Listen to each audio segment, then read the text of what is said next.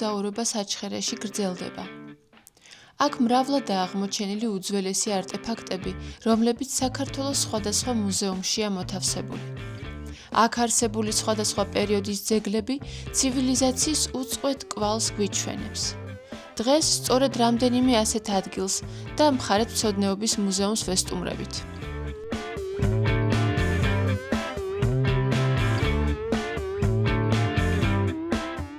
მოვედით საირხეში და საირხე გახლავთ ერთ-ერთი ყველაზე ძველი ქალაქი საქართველოში. ის მოხსენებულია ქალაქად ჯერ კიდევ მე-6 საუკუნეში წელთაღრიცხვამდე და იყო კოლხეთის სკეპტუხის ცენტრი. ანუ ეს სკეპტუხი არის ადმინისტრაციული ერთეული და კოლხეთი დაყოფილი იყო 8 ადმინისტრაციულ ერთეულად. და ერთ-ერთის ცენტრი იყო სწორედ საირხე, ან სარიკე, ან სარიხე. სხვადასხვანაირად იხსენიება, სხვათა შორის მოხსენებული გახლავთ რომაელი ისტორიკოსების ნაშრომებშიც. აქედან გამომდინარე, ნამდვილად შეგვიძლია ვთქვათ, რომ აქ არსებობდა საკმაოდ დიდი და მძლავრი ქალაქი, რომელიც 15 ბორცვზე იყო გაშენებული და დაახლოებით ვანის მნიშვნელობა ჰქონდა. აი აქ ძალიან კარგად ჩანს, ძალიან წააგავს ვანის არქეოლოგიურ გათხრებს, ზუსტად აი მსგავსი ტიპის ნაგებობებია. აქ აღმოჩენილია 24 სამარხი და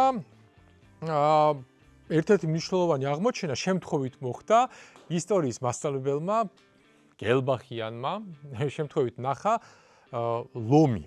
ლომის თავი, რომელიც აჩვენა არქეოლოგს და ამის შემდეგ მოხდა დაინტერესება, მაგრამ სხვათა შორის მანამდე ამ ადგილს ყურადღება მიაქცია ექვთიმე თაყაიშვილმა, მაგრამ არქეოლოგიური გათხრები აი ამ მიმართულებით არ მომხდარა.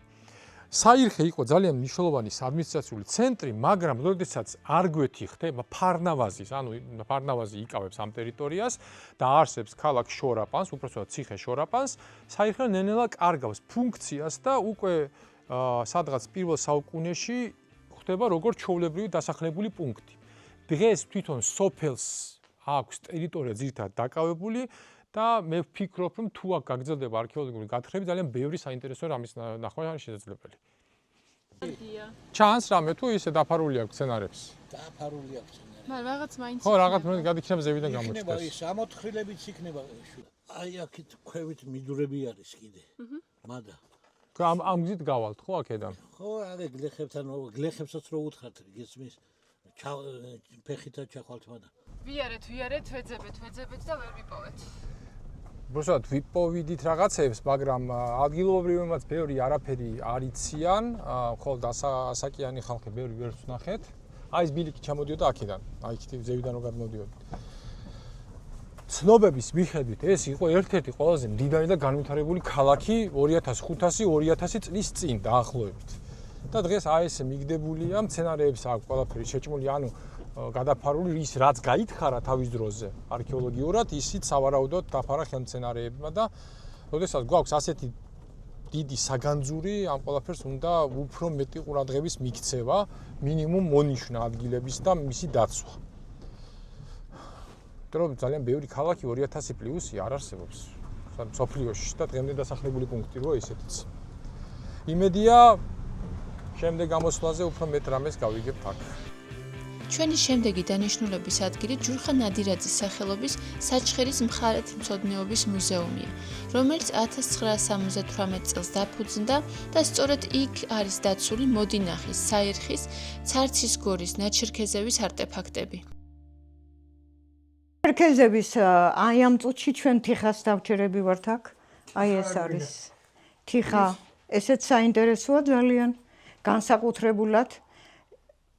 სხვათა შორის რამოდენიმე წლების წინ იყო რა ფრანგი არქეოლოგი იყო ჩამოსული, ეძებდა სახელდობრ ნაჩერქეზევის თიხის ჭურჭლის ნატეხებს.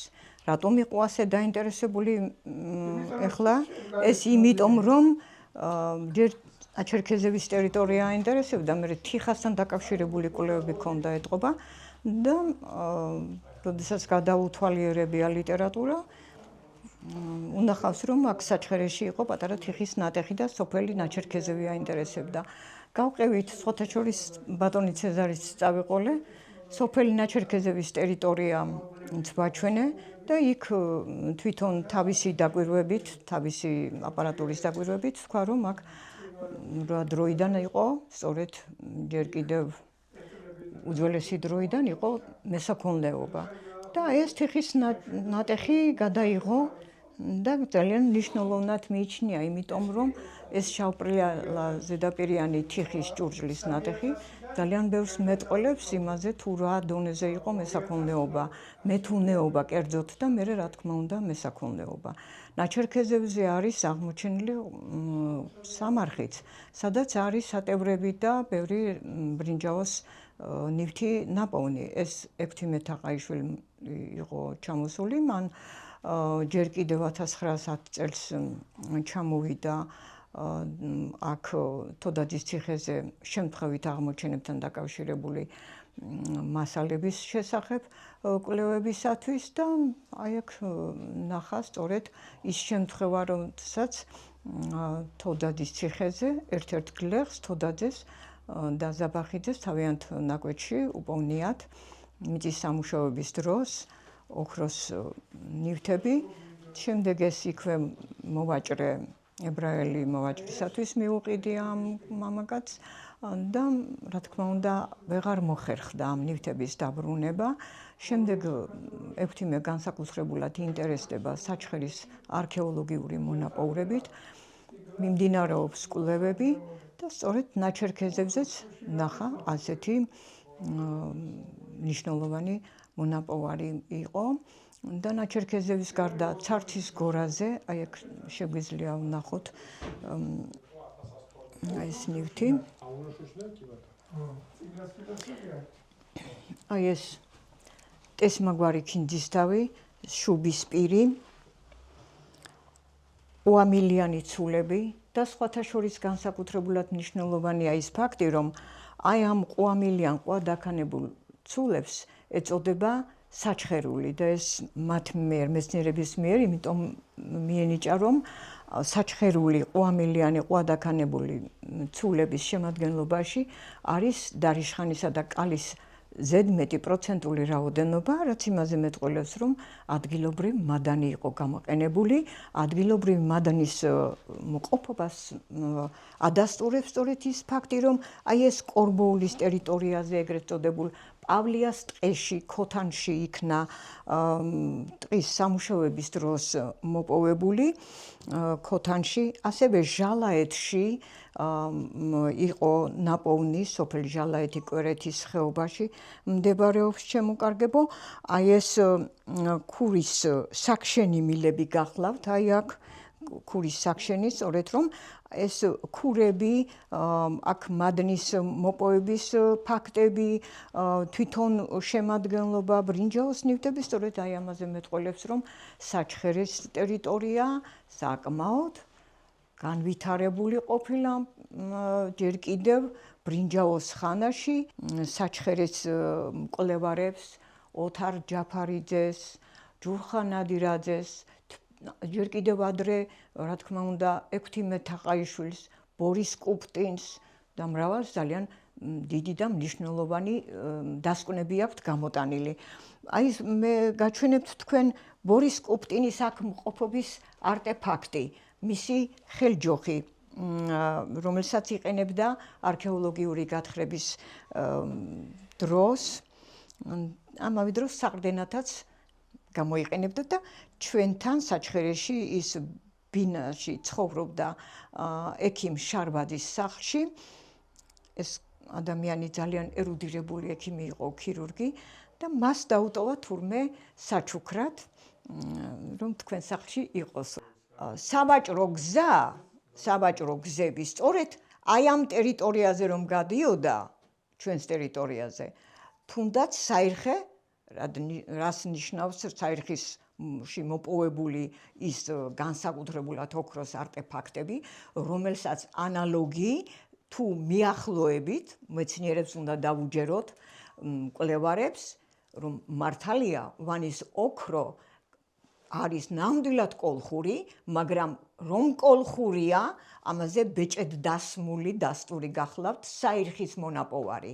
საირხის მონაპოვარი და რომ ფასისზე მიმდინარეობდა ნავებით ძურვა და რომ ფოთში 100 ხიდი იყო სწორედ ამ საბაჭრო გზების დამადასტურებელი, რომ აქ იყო ძალიან დიდი კულტურის გადინება. კულტურა აკავშირებდა, სწორედ საბაჭრო გზები აკავშირებდა ამ სხვადასხვა ქვეყნების კულტურას და აი ეს სამიმოსლო გზები წყვეტდა იმას, რომ აქ ყოფილიყო εν რაოდენობით თუნდაც აი მშვილდსაკინძები.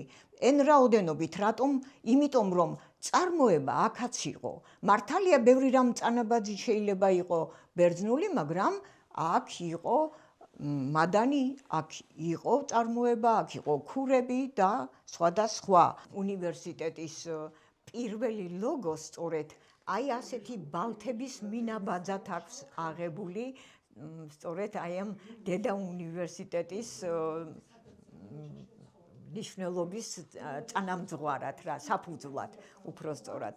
ჩერქეზებს რა თქმა უნდა აქ ექნებოდათ საკმაოდ კარგ დონეზე იყო კავკასიელები ხომ კარგი ისინი არიან რა ქვია იარაღის საჭურველის გამკეთებლები და აი ეს სწორედ ადგილობრივი ხელოსნების ნაღვაწი გახლავთ 22 წელს ბატონ მერთმანათელში ამყოფოს ზურაბ ბრაგვაძის მიერ ჩატარდა დიდი ხნის ნაოცნებარი არქეოლოგიური გათხრები თოდაძის ციხეზე.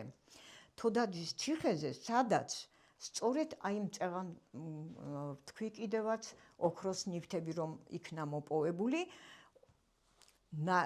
ნანახი იქნა ბრინჯაოს ხანის ძველი წელთაღრიცხვის ნამოსახლარები, მდიდარი სამაროვანი, ჩემო კარგო, მესამე საუკუნის, მე-6, მე-7 საუკუნის და კიდევ უფრო იქეთ, აი ეს თიხის ნატეხები და სამარხი, აი ეს სამარხი, აი ეს გახლავთ ის სამარხი, რომელიც გადმოტანილია, რომელსაც გადმოტანილია აქ.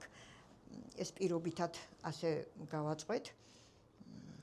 ქალის სამარხი, ზარაკები, ჰერას გამოსახულებით ბეჭედი, სამაჯურები, ღინჭილები, საყურეები და ეს მშვილდსაკინძიც. ეს მაცივარი, მაგიდა მაცივარი გახლავთ აკადემიკოს სერგი დურმიშიძის ოჯახიდან. ზე ხო იცი რა არის? ნამჯა, ის ყურას რო აიღებენ, ხორბალს რო აიღებენ. ეს სითბოს და იკავებს. ხო. აი აქ არის მთავარი დეტალი. აი უნდა ჩაიდოს ყინულის ლოდი. ხელმოქმედება გაწია სერგი დურმიშიძის მამამ ვასილ დურმიშიძემ და გააკეთა საყინულე. საყინულე როგორ კეთდებოდათ, მოქონდათ თოვლი, მოტენიდან ადგილი ქონდათ გამოჭრილი, შემდეგ ბზას აყრიდნენ, კიდევ წყალი ესხმება, იყინება ის ზამთარში და საჭიროების შემთხვევაში ხსნიან ჭრიან ლოდებს და დებდნენ ამაში. აი ეს მაცივარი და საყინულე ქონდა საავადმყოფოსათვის საჭიროების შემთხვევაში აწვდიდა ყინულს, რომ ადამიანს, რომელსაც თავის ტვინის ანთება ქონდა, დაედოთ თავის მიდამოებში. თქვენ ახლა ამ ნივთებს გაუწევთ ეკაყვას თუ ჩვენს მუზეუმს ამით?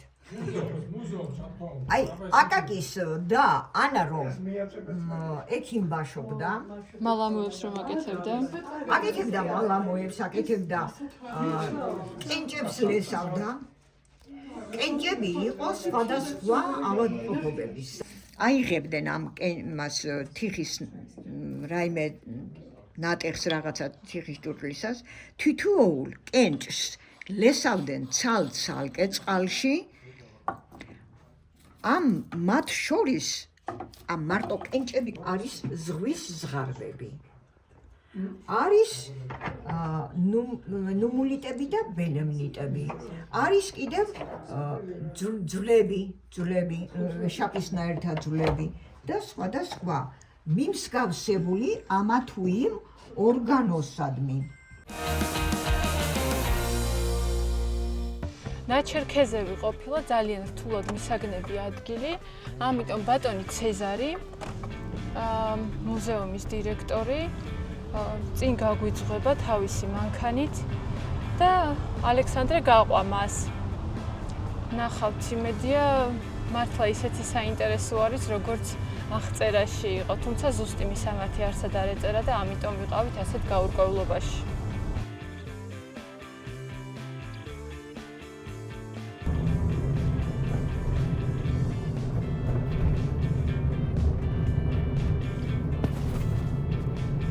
ანუ ეს ცარცის გორა არის ქალაქშივე. კი.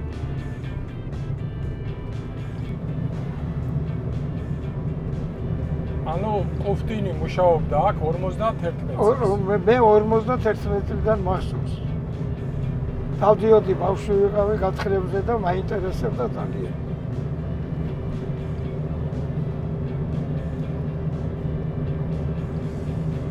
ყუფტინის მერე შეისწავლა ცარცის გორა და ნაჩერქეზევი ოთარ ჯაფარიძე.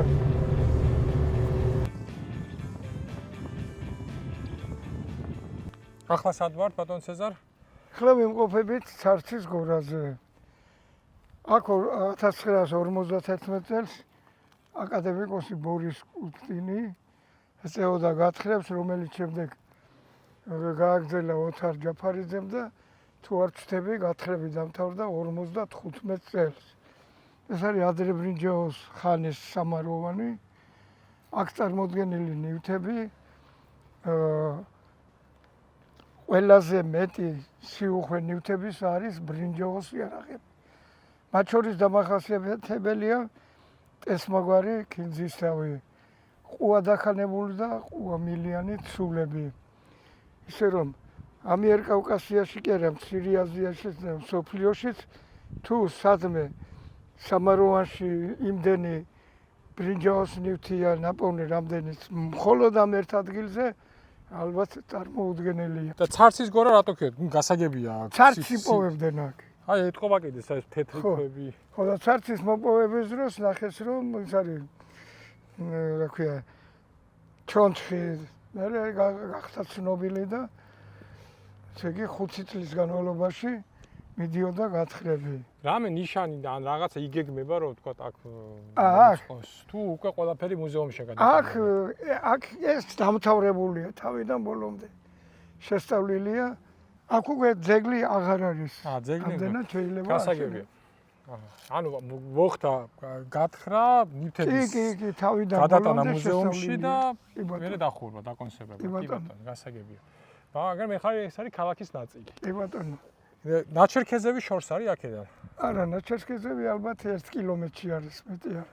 მაშინ წავიდეთ, ისიც ვნახოთ. წავიდეთ კი ბატონო. წავიდეთ, ვნახოთ და შემდეგ ძალიან დიდი მადლობა რომ გამონახეთ რომ აი თვითონ მუზეუმის დირექტორი გამოყვა. უფრო და გვაჩვენებს ყველაფერს.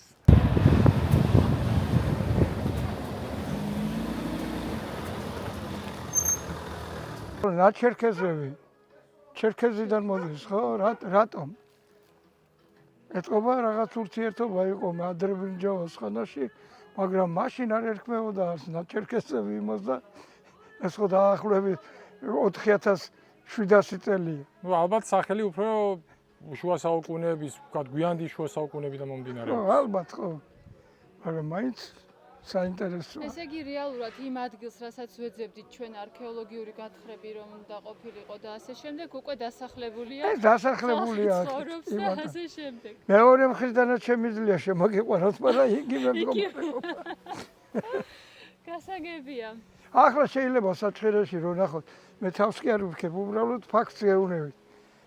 შეიძლება ამათაც არ იციან მაცხოვრებლები, მაგრამ აქ გათხრები იყო. იმიტომ რომ ეს იყო პარალელურად 51-55 წლები. მითად დაგვრჩა მოკლედ ნაჩერქეზევი, იმიტომ რომ ჩვენი თვალით ვერ მეც ახლა იმიტომ ვარ დაინტერესებული რომ ჯერ ერთი როცა ვიღაცამ თქვა საჩხერეში რომ აქ გათხრებია და ვიღაცა წერიანი კაცი გათხრებს აწარმოებს, მაშინ 12 წლის ვიყავი. ხო და მე ყოველდღე დავდიოდით აქაც და ცარცის გორაზედაც. ძალიან დიდი მადლობა თქვენ რომ არა ბევრი რამე გამოგრჩებოდა დღეს საჩხერეში. ჯერ არაფერი არ გინახიათ, როცა კარგი დიდი დრო გექნებათ. როცა კი, რა ქვია, თქვენ ამის საშუალება გექნებათ, მე ყოველთვის მოვიცვლი ამისთვის, იმიტომ რომ უკეთეს რას გააკეთებთ სამომავლობისთვის. უღრმესი მადლობა. იცოცხლეთ. სასიამოვნო იყო თქვენი გაცნობა. იცოცხლეთ.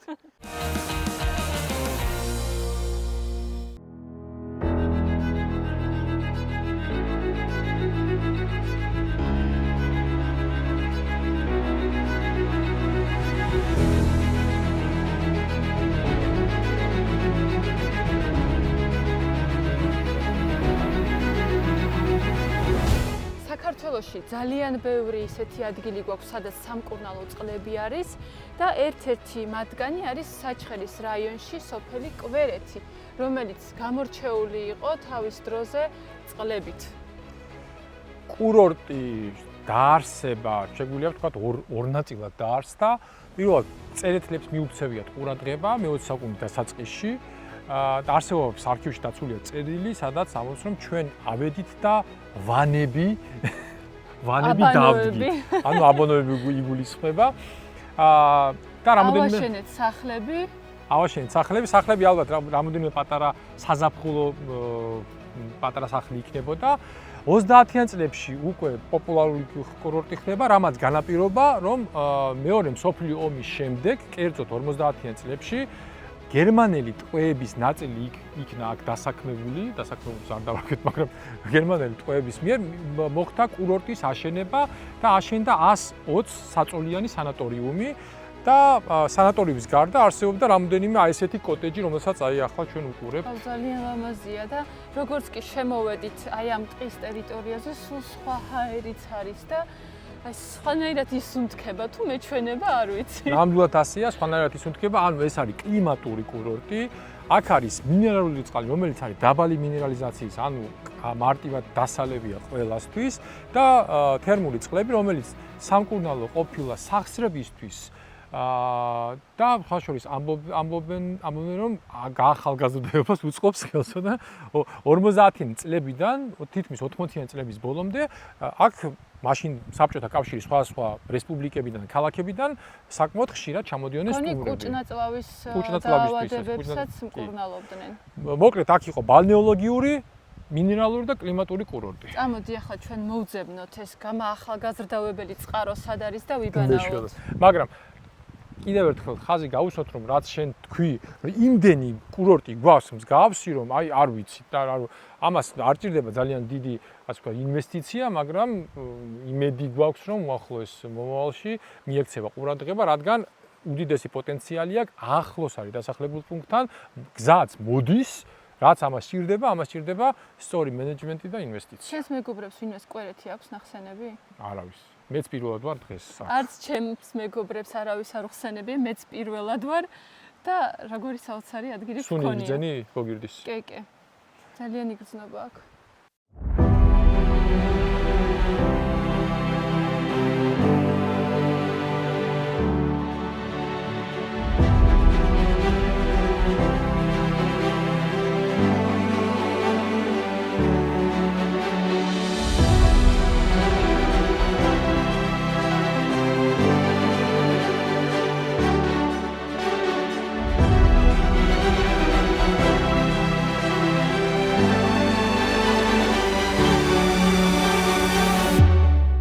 მივაგენით იმ ადგილს, სადაც იყო აშენებული გერმანელების მიერ, როგორც ალექსანდრე მახსენა ეს შენობები, მაგრამ აღარ არის. მაგრები ვართ განადგურებაში. 80-იან წლებში აქ იყო კურორტი. და აი აქედან ჩანს კიდეც, ნახეთ როგორი დამბაა გაკეთებული. აი ეს მთის მდინარე დაგუბებული იყო. ნავებით სეირნობდნენ. მოკლედ გარშემო ხო ფანტასტიკური კურორტია. აი აქის იქით ქვევით არის საბაგირო. საბაგირო ადიოდა, წარმოიდგინეთ, აი იქ ზემოთ ყოფილა ტაძარი და იქ ადიოდა საბაგირო. 62 წელს იყო დადასტურებით, რომ 62 წელს უკვე იყო საბაგირო. სურათი არსებობს, თორე საბაგირო 58-ში ხო. ეს იყო სრულფასოვანი პატარა ელიტური კურორტი. მე ესე ჩაბეჭდება მრჩება თავისი მაგარი კლიმატით, რადგან ჩვენ ვართ არც თუ ისე მაღლა, დაახლოებით 500-600 მეტრის ზღვის დონიდან და გარდა ამისა ეს არის გარშემორტყმული მთებით, სუბტროპიკული ნოტიო ჰავა, სუფთა, მდინარე, წყალი, მინერალური წყალი, თერმული წყალი, მოკლედ ყველაფერი და ფანტასტიკურად იმუშავებდა დღესაც, მაგრამ დღეს სადაც თავარი 8 კორპუსი, არა 6 კორპუსი იდგა, დღეს არის გარემოს დაცვის ეროვნული სააგენტოს ბალანსზე და ხდება კალმახის, წითელწიგში შეტანილი კალმახის მოშენება, რა ძალიან კარგია, მაგრამ თუ კურორტი აღდგება. როგორი კალმახი იქნება? თავი დროზე კარგად უფიქრიათ კურორტი, კარგად აუშენებიათ და რავი, გული მწყდება რომ არ გვაქვს დღეს ეს კურორტი. სულ რაღაც 3-4 წელიწადში განადგურდა. სულ 100 დღეს მნიშვნელობით და აი გაუფეთქებიათ. წყალი დაგუბებული გაუშვიოთ შემდეგ რა.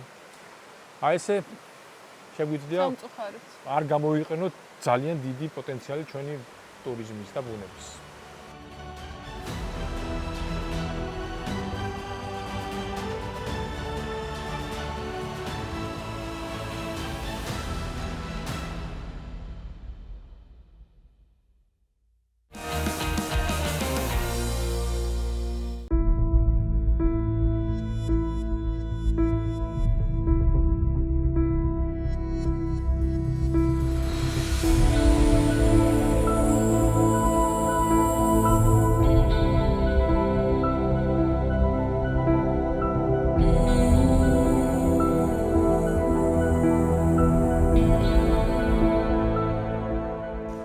ამოვედით სოფელ ეხვევში, ზოგიერთი წყაროებით ეთო ეხვევი, ესე ქვია. საკმაოდ საინტერესო სახელი აქვს, მაგრამ არ ვიცით რატომ ეს სახელი. მაგრამ ამ სოფელში არის ორი ეკლესია. ერთი არის მე-11 საუკუნის ქვით ნაშენი ეკლესია, ღვთისმშობლის სახელობის, ხოლო მეორე არის აი ეს ხის ეკლესია. სამწუხაროდ ინფორმაცია ბევრი ვერ მოვიძიეთ, მაგრამ ვიცით რომ მოვიკვლიოთ, მაგრამ ზოგადად ხის ეკლესიები საქართველოში ძალიან იშვიათად გვხვდება. გამოწვეული იყო იქიდან გამომდინარე რომ ძალიან ხშირად ხდებოდა შემოსევები და შესაბამისად ხის ეკლესია მარტივად განადგურდებოდა და ეკლესია ხშირ შემთხვევაში ასრულებდა როგორც თავდაცვის ნაგებობის ფუნქციასაც. ხოლო რაც შეეხება ამას სავარაუდოდ აქ იყო პატარა ტაძარი რომელიც დაინგრა და შემდეგ უკვე ისი საშუალებაც არსებობდა იმით აღადგინეს. ძალიან საინტერესოა, მაგრამ აქ ჩვენი ყურადღება მიიქცია საფლავის ქვებმა. არის მოჩუქურთმებული, საკმაოდ საინტერესო არწია, საკმაოდ ძვირად ღირებული გახლდათ ასეთი საფლავის ქვების გაკეთება, აქედან გამომდინარე სავარაუდოდ საკმაოდ შეძლებულ ოჯახებს ეკუთვნებათ ეს სასაფლაო.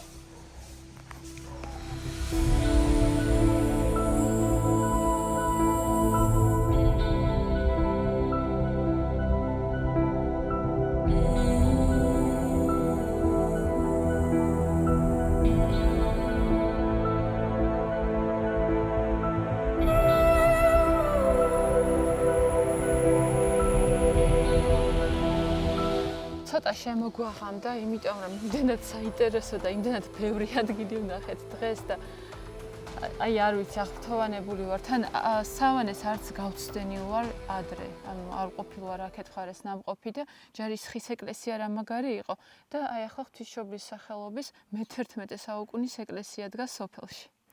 მე-11 საუკუნის ეკლესია